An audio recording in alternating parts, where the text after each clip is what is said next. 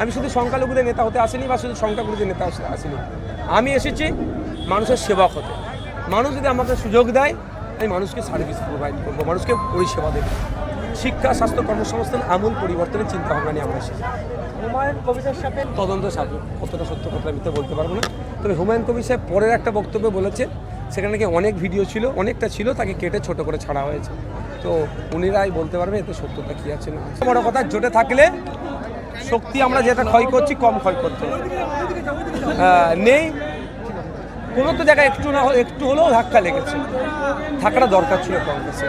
আপনারা আজকে এই জনসভাটাকে আপনারা ভিডিও করে দেখে নিন। আপনারা দেখেছেন কতটা হুল ফোটাতে পারছি কি পাচ্ছি না, এক নম্বর কথা। দ্বিতীয় কথা, গড়টর আমরা তো বিশ্বাস করি না। পুলিশ আছে, পুলিশ সাথ দিচ্ছে বলে হই হই করছে, নিরপেক্ষ পুলিশ থাকুক, ভয়ে ওরা ঘরের বাইরে বেরোবে না। আমাদেরকে মারতে লাগবে না, আমরা মারার পক্ষ নয়। এত অন্যায় এরা করে রেখেছে, এরা এত তোলাবাজি করে রেখেছে, কারণ কেউ চাকরির নামে বিভিন্ন ইস্যুতে যে নোংরামি করেছে, এরা নিজেরাই ঘর থেকে। ধানের সুবাসে মাটির টান, আর সেই টানে ভিকে গোল্ড রাইস।